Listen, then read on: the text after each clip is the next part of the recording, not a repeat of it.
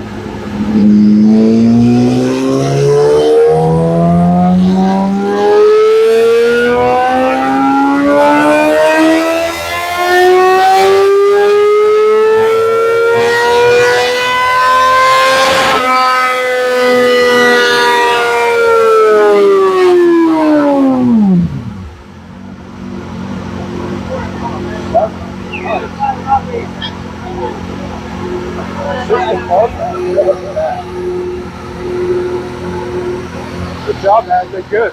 Thank you. It's like hard to put it in perspective because like as soon as you install it, it'll have an improvement over factory settings, and then it'll just keep getting better and better. But I've taken to the track a couple of times, and I was just trying to. Yeah, the numbers look good. Each pull he did, man, they're getting higher. Yeah.